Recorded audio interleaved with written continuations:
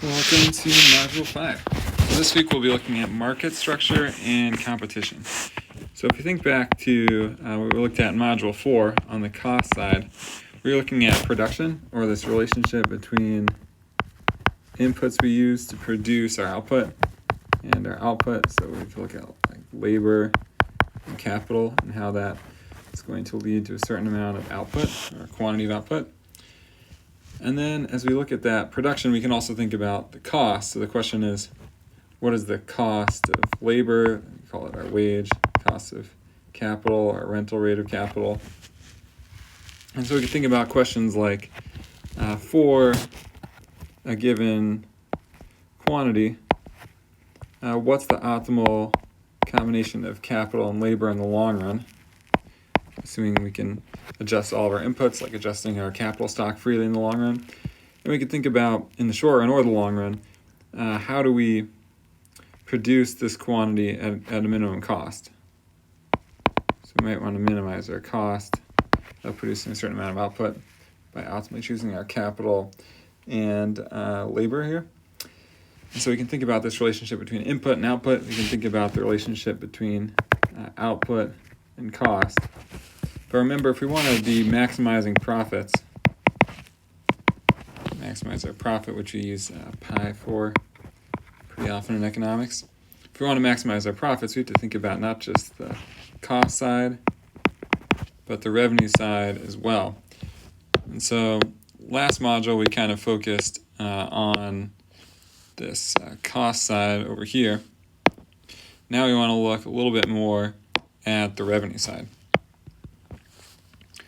And so we can't really make our decision about how optimally we're going to maximize profit. We want to think about what level of output is going to maximize our profit. And to do that, we need to think not just about the cost side, but about the revenue side. And the thing about the revenue side is it's going to depend a lot on how competitive the market is, or what the market structure is. And what we're going to see in Chapter 11 is what happens in competitive markets. How does a firm operate in a competitive market? And we're going to see that there's really not a ton of room for extra high profits in the competitive market. There'll be some normal economic profit, maybe like a standard rate of return of 8% in the stock market or something like that. But in a less competitive market, say we're talking about a monopoly, or we can look at monopolistic competition. When a firm has some degree of market power, then they have the ability to set price in a way that can allow for higher profits. And so that's what we want to think about is how does the market structure impact the demand curve that faces a specific firm.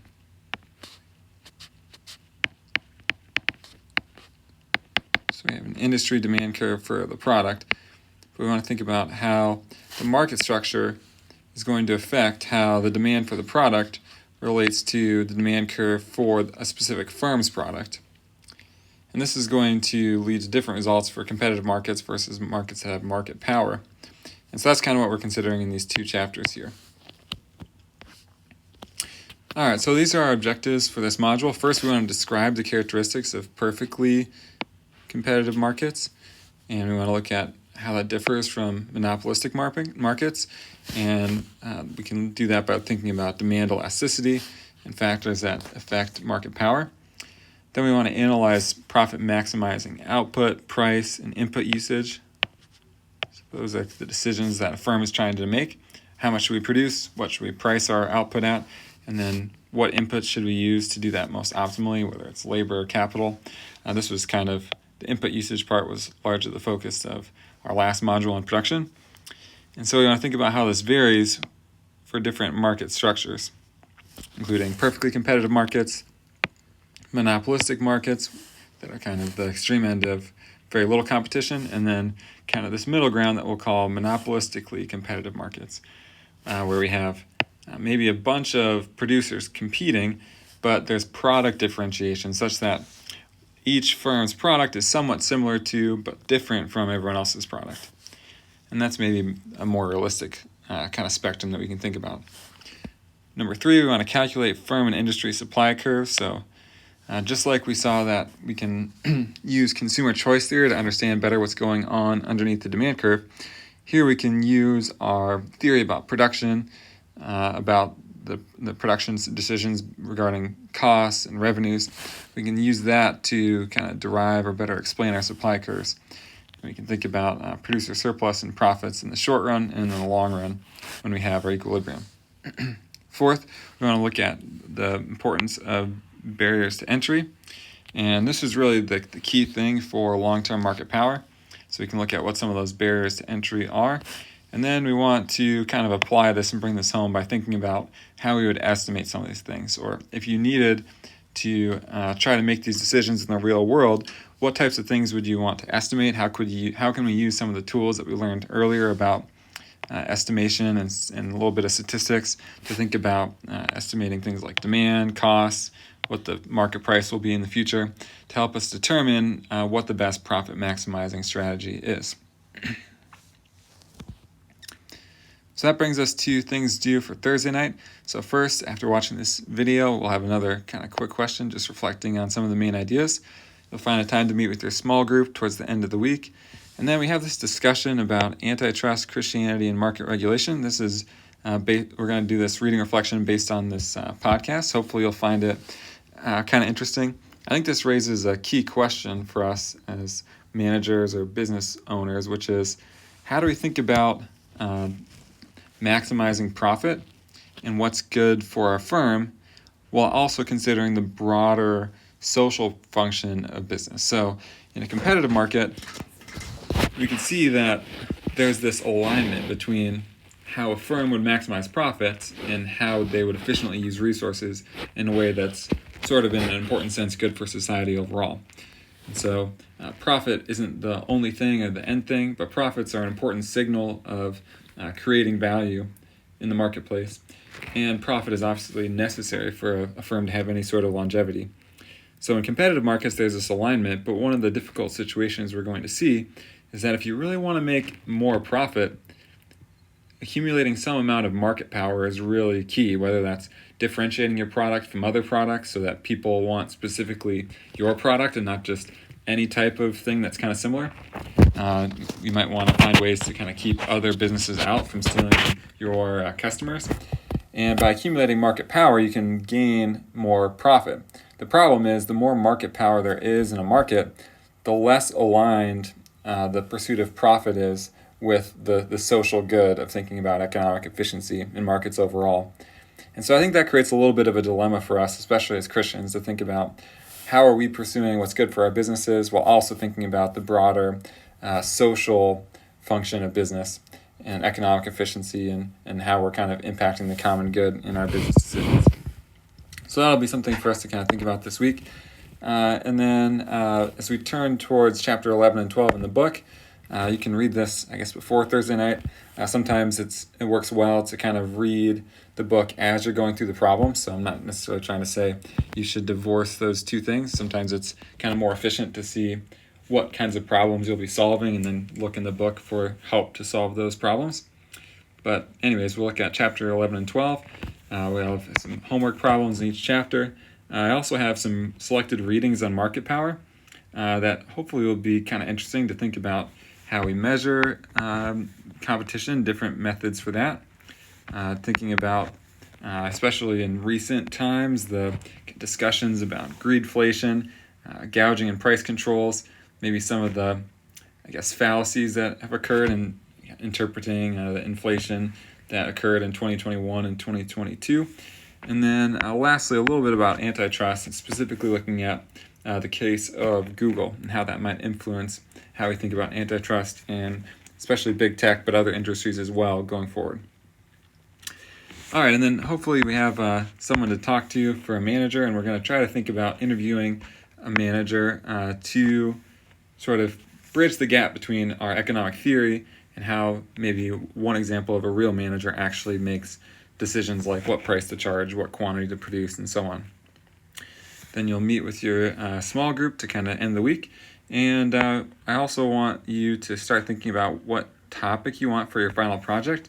So there's more information when you click on that assignment, but feel free to reach out to me if you want help thinking about project ideas. And then as we kind of look those over, you'll just kind of submit what you think your topic might be, and I'll kind of review those and either say green light, that's a great kind of way to go about it, and maybe here's some advice for doing so, or if it maybe doesn't work out as well, or we need to tweak it a little bit, we can kind of make those adjustments before we kind of set aside more time for actually working on this project in the last 2 modules. Okay, so I'll try to keep it a little bit brief here, but just to highlight some of the key elements in these 2 chapters. First, we're going to be thinking about characteristics of perfect competition. And so if we look at managerial decisions in competitive markets, we're going to see that this is going to lead to a very kind of efficient economic result overall, but it's also not going to lead to the best profit scenarios for businesses. Perfect competition means a few things. One, that each firm is a price taker. So you take the price as given. You're not going to be a price setter. And that's because there's lots of other firms that are selling at a given market price. You can't really deviate very much. 2, we're going to have what we call a homogeneous product or homogeneous product. That means every producer is selling the same good, and they're all seen as identical within the model. And then lastly, there's going to be free entry and exit into the industry, and that's going to create this long-run efficiency. We're going to end up with this zero profit condition in the long run, at least zero economic profit. You're going to have sort of this normal rate of profit that is the same across industries for competitive industries. Because if you have extra high profits, other firms would enter and kind of drive supply up until the price goes down and we're back towards normal profits. Since we have this homogeneous product, that's going to mean that lots of other people are selling the same thing, and so you can't really get away with selling at high prices. Of course, this is where some of the tension comes in. One of the ways to make more profits, as we'll see in Chapter 12, is to have a differentiated product that's not the same as what everyone else is selling. And that will be good for market power and for profits, but I guess we'll be able to kind of think about the social effects of that. Okay, and because of that, because each firm is a price taker, we want to look at the difference between the demand curve overall. And so if we look at, I guess we'll start over here. If we look at industry demand for a product, we assume that demand curves slope downwards. So as the price goes down, people want to buy more of a good. But if we look at the demand for a specific firm's product in a competitive market, the demand curve will actually be flat or perfectly elastic at this market equilibrium price. And the reason for that is there's lots of producers in a competitive market, and you can't really get away with selling at a higher price. So you can think about kind of the 2 scenarios here. One scenario is, what if we try to charge a higher price? And if we charge a higher price, we're not going to sell anything because all of our customers will just go to some other firm that is willing to sell to them at this lower equilibrium price.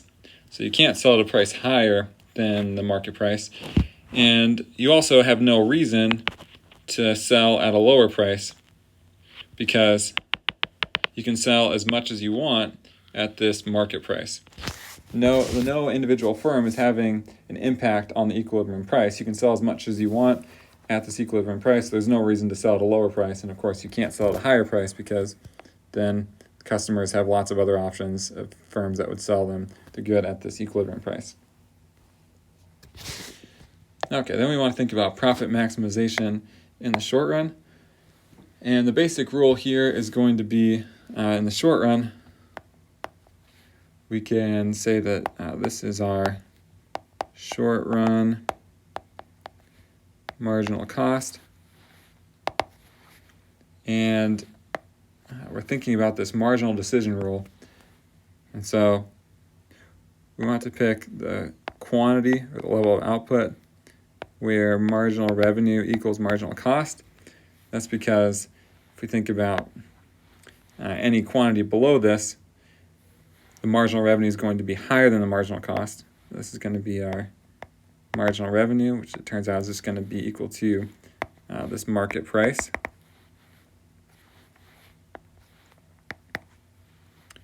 And so let's say we have our marginal cost curve like this. We call this our short-run marginal cost.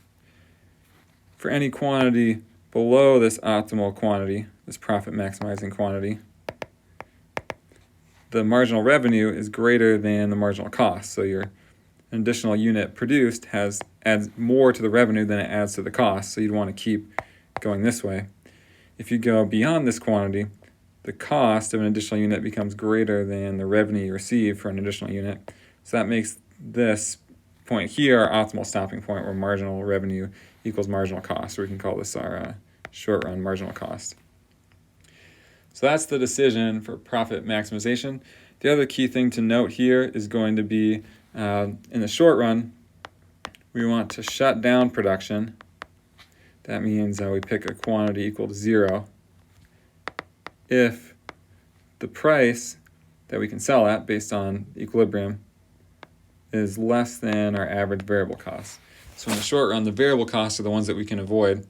But if the costs we can avoid by shutting down on an average basis per unit, so average variable cost is our variable cost divided by our quantity. And so if our price that we're getting is less than our average variable cost, we'd want to just shut down and produce a quantity of 0. If the price is greater than our average variable cost, then we'll follow this rule here where we'll pick the quantity where marginal revenue equals marginal cost. In the long run, we're going to think about entry and exit decisions. And this is going to lead to this kind of nice efficiency in the long run in a competitive market. And so in the long run, we can adjust all of our inputs. So for example, maybe in the short run we're stuck with a certain amount of capital, but in the long run we can adjust and build a new plant or whatever else. And so since we have more ways to adjust, that's going to generally mean that our long run costs are less than or equal to our short run costs. So if we look at our long run marginal cost, that should be less than or equal to our short run marginal cost, because in the short run maybe we can only adjust labor to produce additional units of output. In the long run, we also could adjust our capital stock. And so in that sense, our profit maximization in the long run will look sort of similar. We're going to have that same idea of marginal revenue equals marginal cost, but here we'll be thinking about marginal revenue and our long run marginal cost. Let's see if we can fix this here. Okay, so that's our long run marginal cost. And the other important thing to note here, of course, is that if we go back here, we see that this marginal revenue is just equal to the price. And so whether we're talking short run or long run, because we're in a competitive market, we're going to specifically have it be the case that price equals marginal cost at the optimal amount of output. And so that'll be kind of the same here. So our price is going to equal our long run marginal cost, since price equals marginal revenue in a competitive market.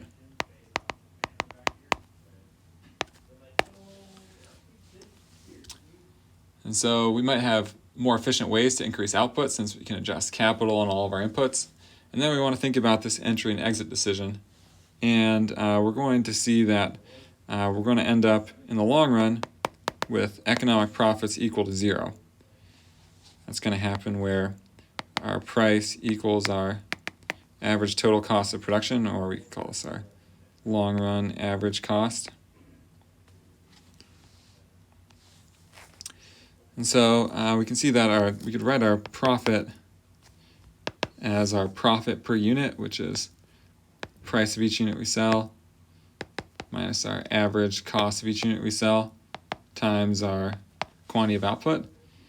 So this is going to be our average profit margin. So in the long run, we're going to see that this average profit margin should be equal to 0. Our price equals our average total cost.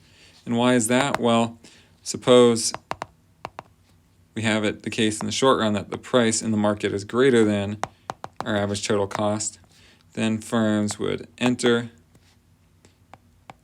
until supply increases enough that we end up with our price going down until price equals average total cost. Or if we're in a short run situation where our price is less than our average total cost and firms are making less than normal profits, or we have economic profits less than 0, if that's the case, then firms would exit until we have supply going down enough such that the price increases and we're back at the situation where our price equals our average total cost. So that'll be kind of our long run condition. The other thing worth noting about that is that if we look at this long run condition, we have this nice feature of competitive markets, which is that we're actually going to be minimizing this average total cost of production, or this long run average cost. And the reason for that is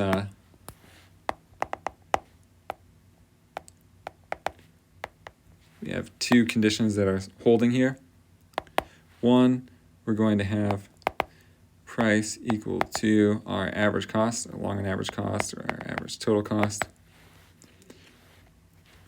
And that's our 0 profit condition in the long run because of free entry and free exit. And 2, because we have profit maximization, that means that we're picking the quantity where price equals marginal cost. We can call this our long run marginal cost. And because of that, we know that price equals our average cost, and we know that price equals our marginal cost. Therefore, we know that marginal cost equals our average total cost. And if that's the case, we know that from last chapter that this is the point where average total cost is at its minimum. So this looks something like this. We know that when the marginal cost is less than our average total cost, it's pulling the average down. And when the marginal cost is greater than our average total cost, it's pulling the average up. And so we know that our average total cost is going to be minimized, meaning that we're producing this good in the long run in a competitive market at the lowest possible average cost per unit, which is pretty cool. Okay, then we could look at our profit maximizing input usage. Just to give you an example, let's say we're thinking about how many workers to hire. We're going to pick our quantity of output to maximize profit. And that's going to require a certain optimal input usage to get us there. We're sort of assuming that everything from chapter 9 holds here as well, or everything from module 4. And so we're figuring out the lowest cost way to produce this profit maximizing quantity. And that's going to involve optimal input usage. And so we're thinking about this quantity where marginal revenue equals marginal cost. In this case, in the competitive market, marginal revenue equals price, so price equals marginal cost. And if that's true, that we're at the quantity where price equals marginal cost, it's also going to be true that we're optimally using our inputs. And so we're going to have the marginal revenue product. That's how much revenue we get if we, say, like, for example, hire one extra worker. That's going to be equal to our marginal revenue of an additional unit of output times our marginal product of this input. So let's say we're talking about labor here. We can look at our marginal product of labor, which is how much does our output go up as we increase our numbers of workers by 1. This marginal revenue tells us how much does our revenue go up as we increase our output. If you combine the two, you can see this is going to tell us how much our revenue goes up as we hire an extra worker. And what we want to do to maximize profits is have our marginal revenue product, our marginal revenue from hiring an extra worker, we want that to equal our marginal cost.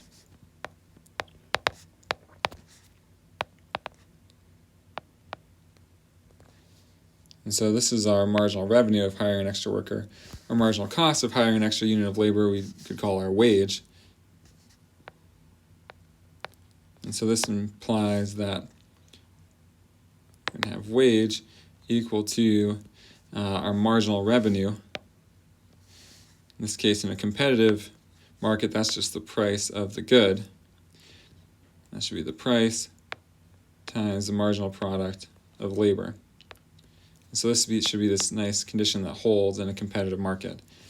Generally, if we have competitive product markets, that usually implies that we'll have competitive labor markets as well.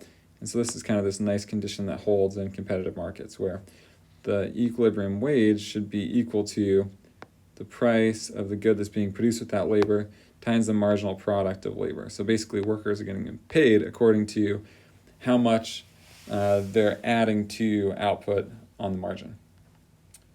All right, lastly, we could think about implementation. And here we're going to look at sort of what we would need to estimate to make this work. So in the long run, we're going to have this nice efficiency. If we're thinking about our short-run decision, we're going to be looking at shutting down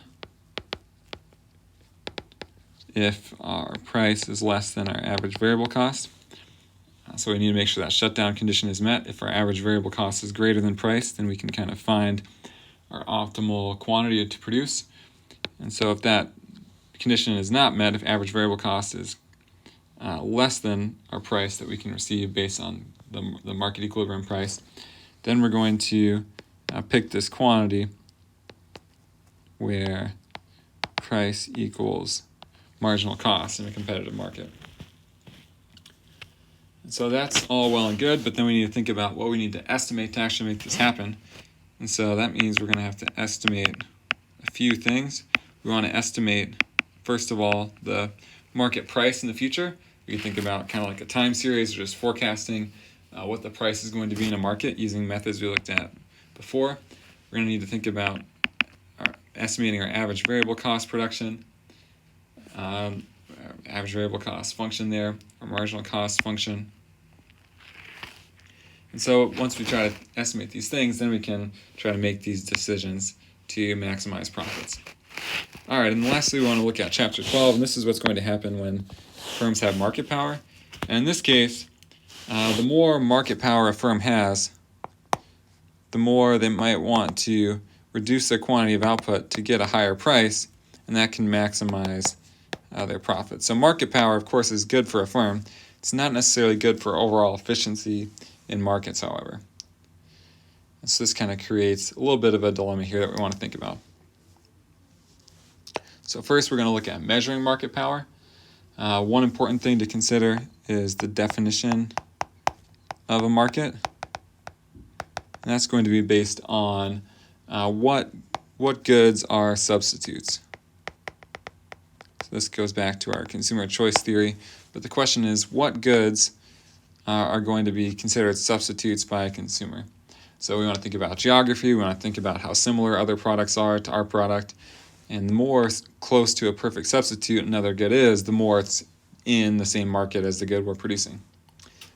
So we could look at measuring this with like our cross-price elasticity. So we want to think about our elasticity of demand as well. That could help us think about how much market power we have. And so if demand for our specific product is less elastic, that's going to mean that we have more market power.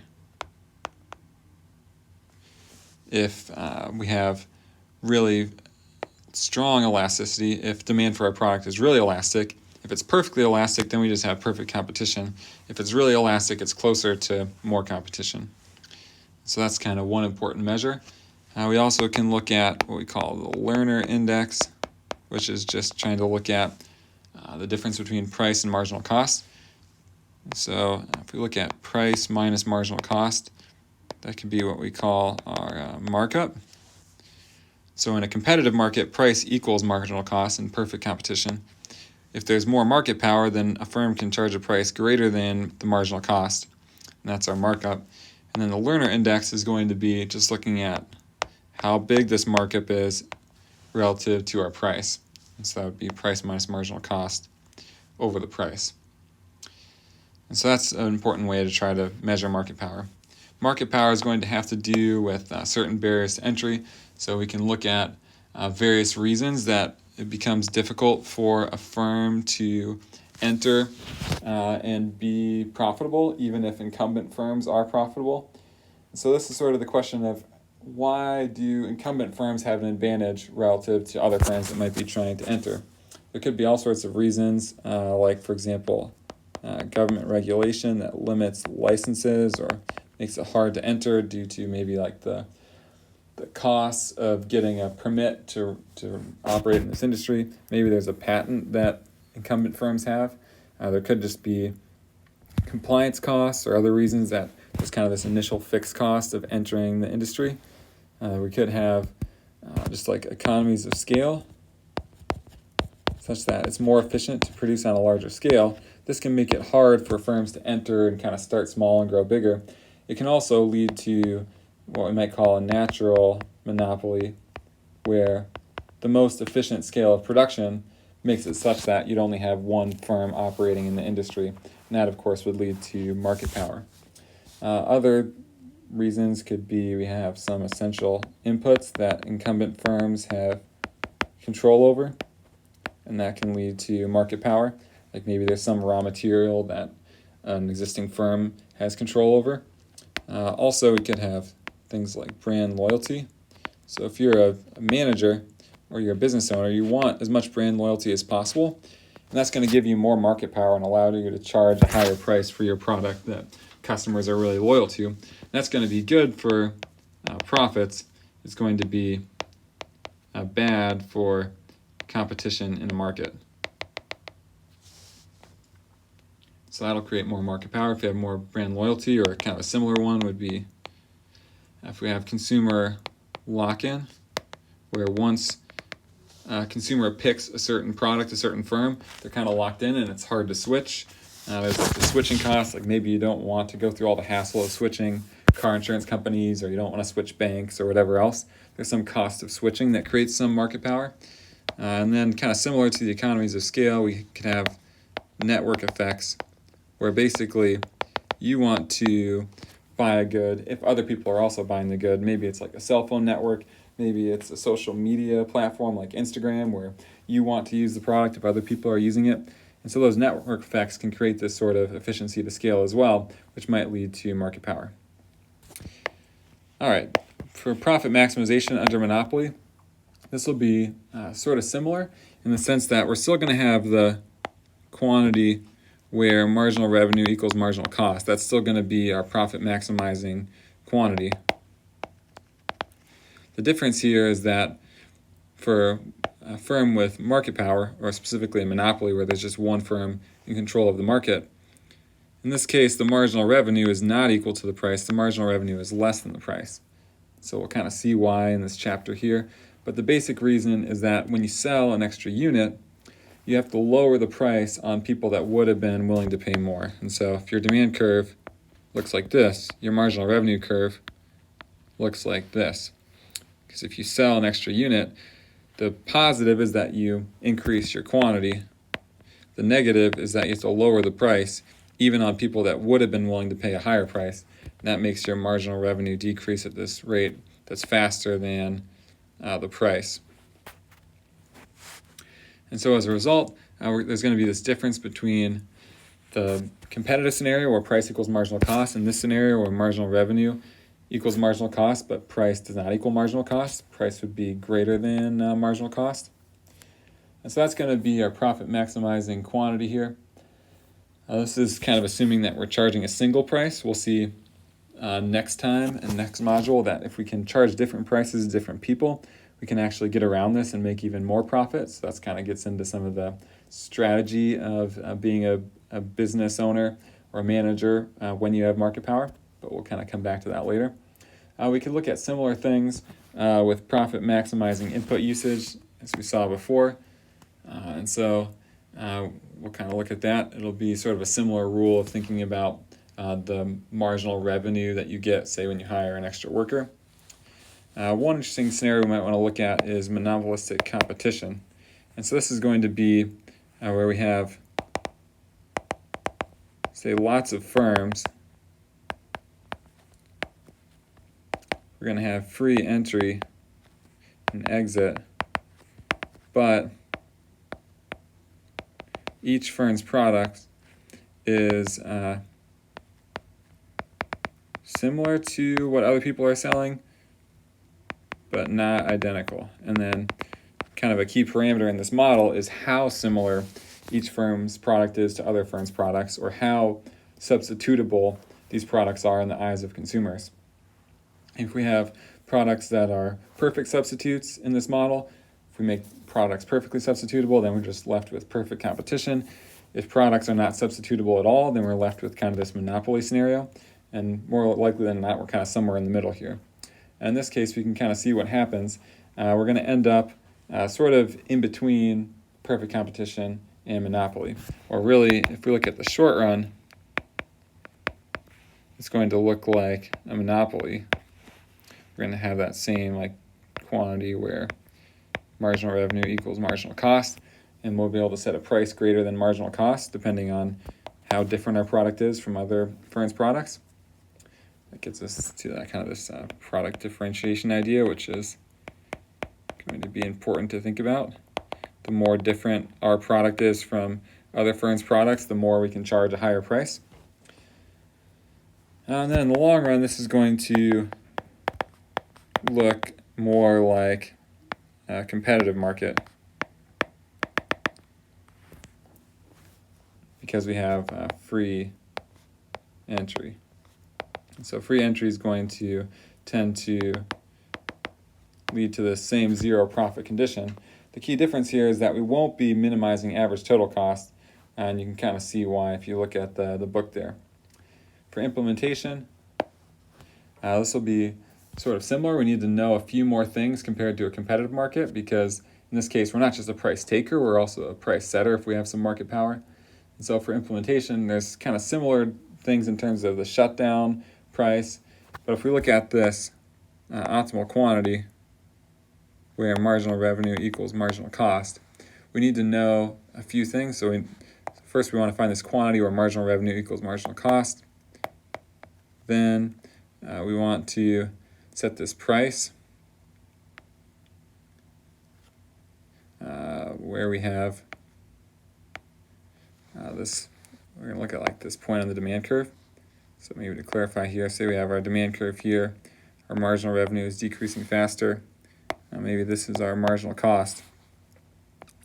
We'd have this quantity here where marginal revenue equals marginal cost. Then what we want to do for the price is go up to the demand curve and find what people are willing to pay at that quantity.